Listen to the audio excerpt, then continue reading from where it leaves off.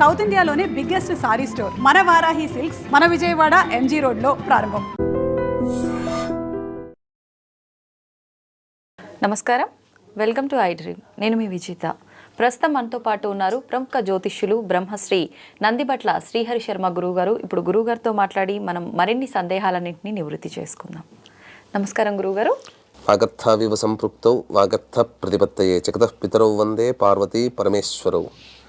సదాశివ సమారంభాం శంకరాచార్య మధ్యమాం అస్మదాచార్య పర్యంతం వందే గురు పరంపరాం. ఆదిత్యాయ చ సోమాయ మంగళాయ బుధాయ చ గురు శుక్ర శనిభ్యశ్చ రాహవే కేతవే నమః. శృంగేరి పీఠాధిపతులు, కంచి పీఠాధిపతులకి నమస్కారములు తెలియజేసుకుంటూ కార్యక్రమాన్ని ప్రారంభిద్దాం. గురుగారు, ప్రస్తుత కాలంలో చూసుకుంటే ప్రతి ఒక్క కుటుంబంలో కూడా ఆర్థికపరమైన ఇబ్బందులు, ముఖ్యంగా తీసుకుంటే వచ్చిన ధనం నిలవకపోవడము. ఒకప్పటి కాలంలో తీసుకుంటే ఒక్కరు ఇంటి యజమాని సంపాదిస్తే కుటుంబం అంతా కూడా ఏ చింత లేకుండా గడిచిన రోజులు చూసినాం. ఇప్పుడు ప్రస్తుత కాలంలో తీసుకుంటే ఇంట్లో ఎంతమంది ఉన్నా అంతమంది సంపాదించే రోజులు ఉన్నాయి.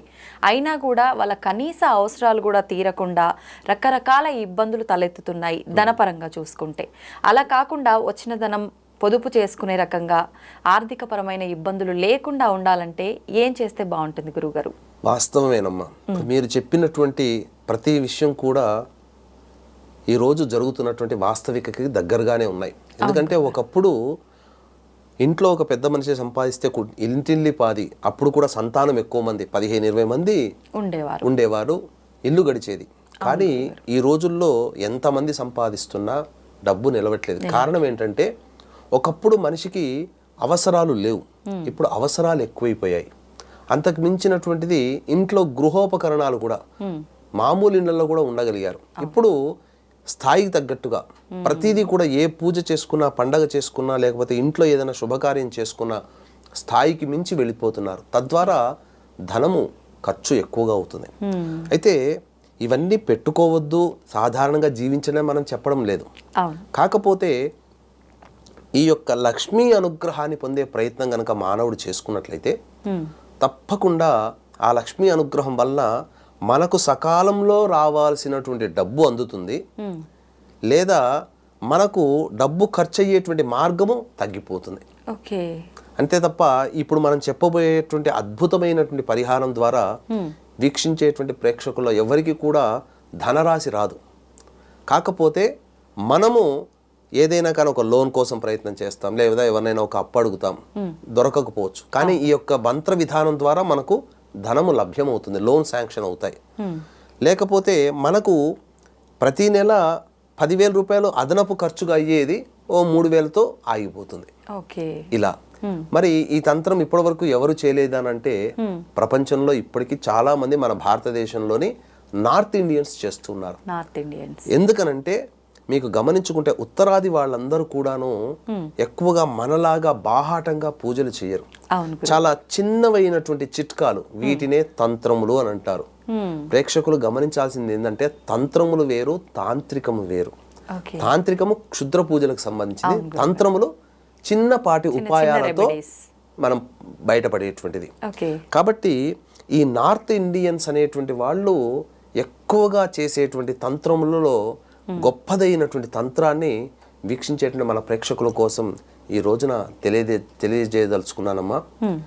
దీనికి కావాల్సిందల్లా కూడా పెద్దగా ఖర్చు అంటూ ఏమీ ఉండదమ్మా. కాకపోతే ఒక పౌర్ణమి తిథి రోజున పాటించడం మంచిది. పౌర్ణమి తిథి చూసుకొని పాటించాలి. అయితే ఏం చెయ్యాలి అని అన్నప్పుడు దీనికి భక్తి, శ్రద్ధ చాలా ముఖ్యం. ఏదో మొక్కుబడిగా చెప్పారు కదా అని చెప్పి చేయడం కంటే అత్యంత భక్తి ప్రపత్తులతో మరియు శ్రద్ధాళువులతో చేయాలి. అంటే ఒక పాజిటివ్ వేలో ఆలోచిస్తూ ఈ చేయడం వల్ల నాకు లక్ష్మీ ప్రాప్తి కలుగుతుందనేటువంటి యొక్క భావముతో ఏమాత్రము కూడా దాని యందు మనస్సు వికలం కాకుండా పాజిటివ్ వేతోనే వెళ్ళగలిగితే అంతిమంగా ఉన్నటువంటి చేసినటువంటి రోజున విజయాన్ని పొందుతారు. ఏం చేయాలమ్మా, మీరు ఎక్కడైనా కానీ పూజా స్టోర్లో కానీ పచారీ షాపుల్లో కానీ గోమతి చక్రాలు అడిగితే ఇస్తారు. గోమతి చక్రాలు లక్ష్మీదేవి యొక్క స్వరూపము. కాబట్టి చక్కటి గోమతి చక్రాలను తీసుకొని పౌర్ణమి తిథి రోజున గనక మొదలు పెట్టాలి. మీరు పౌర్ణమి తిథి రోజున మొదలు పెట్టాలి. ఏ విధంగా చేయాలి? చాలా సింపుల్ అండి. ఇంట్లో లక్ష్మీ అమ్మవారి ఫోటో పెట్టుకొని అమ్మవారికి ఎర్రటి పూలమాల వేయండి. లేదా లక్ష్మీనారాయణుడి యొక్క ఫోటో అయినా పెట్టుకోండి. లేదా పరమేశ్వరుడు అనుగ్రహిస్తూ స్వర్ణాకర్షణ భైరవుడి రూపంలో ఒకవైపు లక్ష్మీదేవికి ఒకవైపు కుబేరుడికి ధనరాశిని అందిస్తుంటాడు కదమ్మా, ఆ చిత్రపటమైనా పెట్టుకోండి. పెట్టుకుని ఎర్రటి పూలమాల వేసి ఆవు నేతితో దీపారాధన చేసి ఒక రాగి ప్లేట్ కానీ ఇత్తడి ప్లేట్ కానీ వెండి ప్లేట్ కానీ శక్తి ఉంటే బంగారు ప్లేట్లోనైనా కానీ ఈ గోమతి చక్రాలని పెట్టుకోవాలి. ఎలా పెట్టుకోవాలి? 3 తమలపాకులు పెట్టుకోవాలి. అంటే తొడిమలు మన వైపు ఉండాలి, ఈనెలు అంచున అటువైపు ఉండాలి. మన వైపు తొడిమలు ఉన్నట్టుగా పెట్టాలి. పెట్టి అందులో లక్ష్మీ విగ్రహం ఏదైనా కానీ వెండిదైనా ఇత్తడిదైనా తెచ్చుకొని ఆ లక్ష్మీ విగ్రహాన్ని ముందు పెట్టి ఆ విగ్రహం ముందర ఈ 8 గోమతి చక్రాలని చతురస్రాకారమో వృత్తాకారంగానో పెట్టండి. పెట్టి పంచామృతాలతో అభిషేకము జరిపించండి. అమ్మవారి స్వరూపంగా ఆ గోమతి చక్రాలకి ఆ విగ్రహానికి. విగ్రహం లేకపోతే మామూలుగానైనా ప్లేట్లో ఆ గోమతి చక్రాలకి పంచామృతాలతో అభిషేకం జరిపించాలి. జరిపించిన తరువాత ఇందులో చాలా మందికి స్టీల్ ప్లేట్ పెట్టుకోవచ్చు కదా అని అంటారు. స్టీల్లో ఇనుము కలిసి ఉంటుంది. ఇనుము దారిద్ర్యమునకు సంకేతం. కలియుగంలో పూజా విషయంలో ఇనుముని నిషేధము. అందుకే ఇనుము ప్రతిమలతో పూజలు ఎక్కడా ఉండవు. అందుకనే ఈ చెప్పినటువంటి రాగి ఇత్తడి బంగారము వెండి లేకపోతే శక్తి లేదండి, కుమ్మరి వాళ్ళ దగ్గరికి వెళితే వాళ్ళు తయారు చేస్తారు కదమ్మా ప్లేట్లు, మట్టి పాత్రలు ప్లేట్లు, ఆ ప్లేట్నైనా తెచ్చుకోండి. ఆ విధంగా పెట్టి అభిషేకము జరిపించిన తర్వాత పంచామృతాలతో తర్వాత నైవేద్యముగా బెల్లముతో చేసినటువంటి లడ్డు, జాంగిరి పెట్టొచ్చు, జిలేబీ పెట్టొచ్చు, బెల్లంతో చేసింది. సుగంధ ద్రవ్యాలు ఆ అమ్మవారికి తాంబూలముగా పచ్చకర్పూరము, ఇలాచి, లవంగాలు, జాజికాయ, జాపత్రి, జువ్వాది ఇలాంటివి తాంబూలంగా పెట్టవచ్చు. తాంబూలంగా పూజ చేసుకునే వాళ్ళు తీసుకోవచ్చు. అయితే ఇది పూజా విధానం. ఈ పూజా విధానంలో అభిషేకం అయిన తర్వాత చక్కగా గోమతి చక్రాల్ని కడుగుతారు కదమ్మా. అప్పుడు లక్ష్మీ అమ్మవారితో విగ్రహంతో సహా ఉన్నటువంటి గోమతి చక్రాలతో లక్ష్మీ అష్టోత్తరముతో కుంకుమ పూజ చేయండి అమ్మవారికి. గోమతి చక్రాలకి.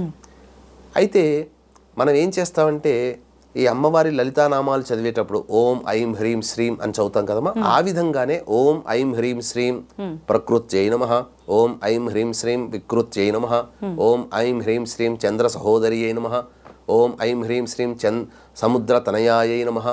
ఇలా లక్ష్మీ అష్టోత్తరాలు ఉంటాయి. ఆ ఐం హ్రీం శ్రీం అనే బీజాక్షరాన్ని జత చేసి అష్టోత్తర పూజ చేయండి.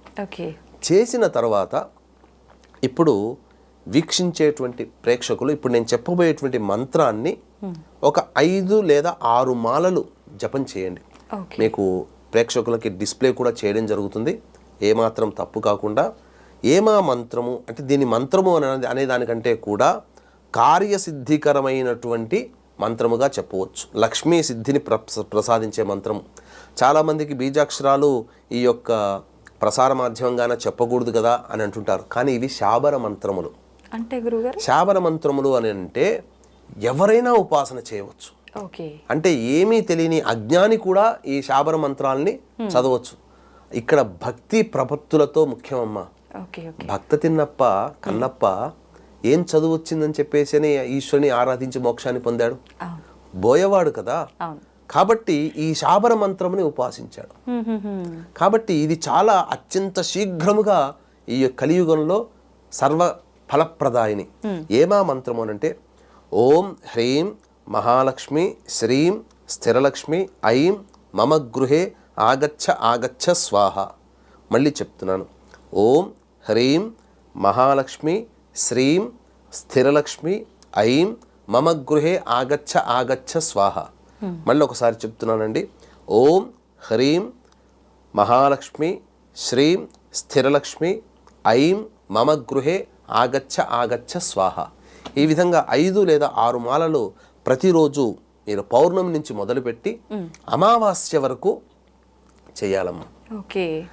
ఇప్పుడు ఈ యొక్క ఆషాఢ మాసంలో జూలై మాసంలో 21వ తారీఖు రోజున పౌర్ణమి, 5వ తారీఖు రోజున అమావాస్య. ఓకే. విశేషం ఏంటంటే పౌర్ణమికి ఆ రోజున ఉన్నటువంటిది సంబంధించి చూసుకుంటే గురు పౌర్ణమి అని అంటారు కదమ్మా. అవును గురుగారు. ఈ గురు పౌర్ణమి అంటే నవగ్రహాలలో గురువు దగ్గర ధనకారకుడు ఎవరై అంటే గురువు. ఈ గురువుకు సంబంధించినటువంటి పౌర్ణమి రోజున మనం ప్రారంభిస్తే మనం ధనం కోసమే కదా చేస్తుంది, లక్ష్మీ ప్రాప్తి కలగాలని. ఆ గురువు అనుగ్రహం కలుగుతుంది. గురువు అనుగ్రహం కలిగిందంటే డబ్బులు వచ్చినట్టే లెక్క. అమావాస్య రోజున ఉన్నటువంటి విశేషం ఏంటంటే ఆదివారము అమావాస్య, ఆ రోజు పుష్యమి నక్షత్రం అయింది. పుష్యమి నక్షత్రానికి అధిపతి ఎవరు? గురువే. అందుకనే పుష్యమి నక్షత్రానికి ప్రారంభమయ్యే శ్లోకం ఎలా ఉంటుందంటే నక్షత్రం యొక్క మంత్రము ఓం బృహస్పతి పరిపాతు పశ్చాత్ అంటే బృహస్పతి అధిదేవతగా ఉంటాడు పుష్యమి నక్షత్రానికి.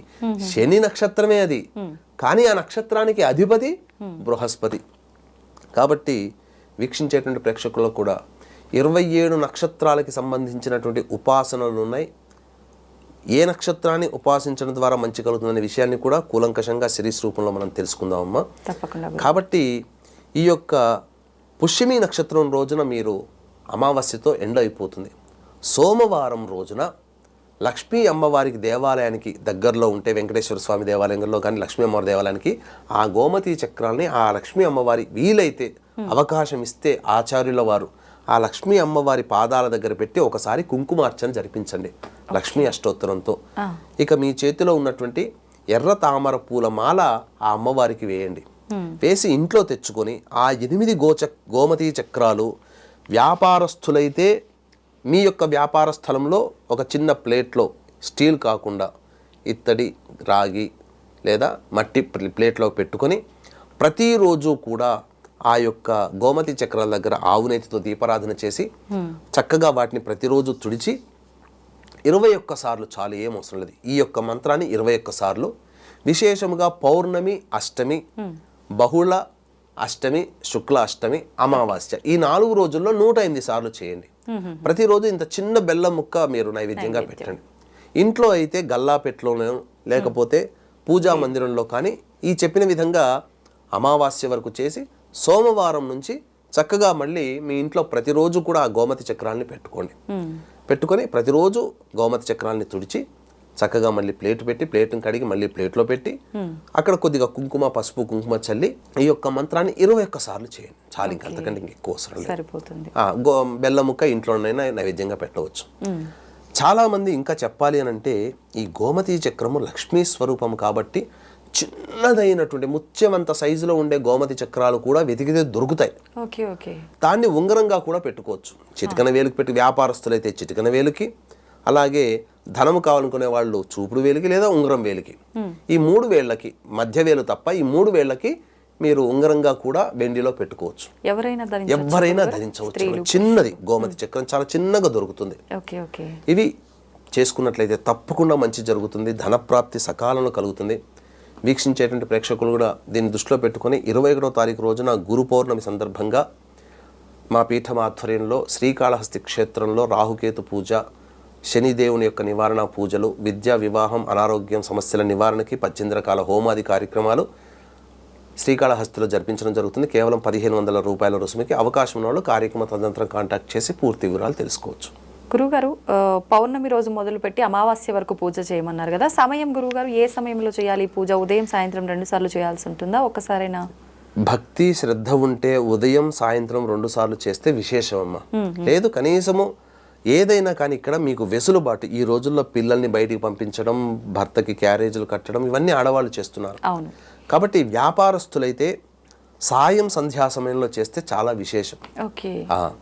ఇల్లంతా సాయం సంధ్యా సమయంలో చేస్తే ఎందుకనంటే సూర్యాస్తమయం కంటే ముందే మనం ఇంట్లో కలాపి చిప్పు ఉంటున్నాం కదా, అంతా కూడా తుడుచుకుంటాం కదా, శుభ్రపరచుకుంటాం కదా, అప్పుడు లక్ష్మీదేవి ప్రవేశిస్తుంది. ఆ సమయంలో లక్ష్మి యొక్క ప్రసన్నాన్ని పొందే విధంగా సాయంత్రం పూట చేస్తే విశేషం. ఇక్కడ మీకు ఒక ఆశ్చర్యకరమైనటువంటి అద్భుతమైనటువంటి ఒక మర్మ రహస్యము మన ప్రేక్షకుల కోసం తెలియచేస్తానమ్మా. అమ్మవారు ఎప్పుడు ప్రసన్నంగా ఉంటుందనంటే సాయం సంధ్యా సమయంలో నవ్వుతూ ఉంటుంది. ఇది 100కి 100%, 1000% నేను గ్యారంటీ ఇస్తాను. మీరు టెస్ట్ చేసుకొని కూడా చూసుకోవచ్చు. ఉదయం పూట మీరు ఏదైనా ఒక అమ్మవారి దేవాలయానికి వెళ్ళండి. ఉదయం పూట అమ్మవారికి తదేకముగా చూసి నమస్కారం చేసుకోండి. అమ్మవారి రూపాన్ని మైండ్లో పెట్టుకోండి. అదే రోజు మళ్ళీ ఖాళీ సమయం చూసుకొని సాయంత్రం 6 తర్వాత మళ్ళీ అమ్మవారి దేవాలయానికి వెళ్ళండి. ఆ అమ్మవారి ముఖంలో నవ్వుతూ కనిపిస్తుంది. ఉదయమేమో ఆగ్రహంగా కనిపించిన అమ్మవారు సాయంత్రం కల్లి వచ్చేసరికి నవ్వుతూ కనిపిస్తుంది. అంటే సంధ్యా సమయంలో అమ్మవారికి చాలా ప్రీతికరం. ఎందుకంటే ఈ లోకాన్ని పట్టి పీడించేటువంటి రాక్షసులని, శుంభ నిశుంభులు దుర్గములు అనేటువంటి రాక్షసులని సంహరించి సూర్యాస్తమయం లోపల సంహరించి సంతోషపడుతున్నటువంటి సందర్భంగా ఉన్నటువంటి అమ్మవారు కాబట్టి సంధ్యా సమయంలో ఆ అమ్మవారు అసలు చెప్పలనవి కానటువంటి అందమైనటువంటి నవ్వు ముఖంతో కనబడుతుంది. ఏ అమ్మవారైనా, ఏ దేవాలయమైనా కానీ ఇది. కాబట్టి సంధ్యా సమయంలో చేస్తే ఎక్కువ విశేష ఫలితం వస్తుందమ్మా. నిజంగా చాలా మంచి పరిహారం గురుగారు. ప్రతి ఒక్కరు కూడా ఈ మధ్యకాలంలో ఇబ్బంది పడేది ఆర్థిక పరంగా, డబ్బు నిలవట్లేదు, అసలు అనుకున్న ధనం చేతికి రావట్లేదు, ఇలాంటి ఇబ్బందులే ఎక్కువగా చూస్తున్నాం గురుగారు. చాలా అటువంటి ఇబ్బందుల నుంచి బయటపడడానికి నిజంగా ప్రేక్షకులందరి కోసం ఒక మంచి పరిహారాన్ని అయితే తెలియజేశారు గురుగారు. ధన్యవాదాలు. ఇంతకన్నా విశేషంగా ఏంటంటే అమ్మా, ఈ రోజున మార్వాడీలు ఎంత డబ్బు సంపాదిస్తున్నారో అంత డబ్బు ఉంటుందనంటే కారణం ఈ తంత్ర పరిహారం మార్వాడీలు చేయడం వల్ల. మార్వాడి బిజినెస్ సీక్రెట్ అంతేనమ్మా. వాళ్ళు ఈ తంత్ర పరిహారాన్ని చాలా చక్కగా చేస్తారమ్మా. కాబట్టి ఇంతటి మంచి విషయాన్ని చక్కగా అందరికీ తెలియచేయాలి, అందరూ బాగుపడాలనేటువంటి ఒక సదుద్దేశంతో ఈ కార్యక్రమాన్ని మనం చేశాము. కాబట్టి ఈ కార్యక్రమాన్ని లైక్ చేసుకొని పెట్టుకోండి. మీకు సందేహం వచ్చినప్పుడల్లా మళ్ళీ ఈ వీడియోని చూస్తే అన్ని సందేహాలు మీకు తీరిపోతాయని చెప్పవచ్చమ్మా. ధన్యవాదాలు గురుగారు. సర్వం శ్రీ ఉమామహేశ్వర పరబ్రహ్మార్పణమస్తు.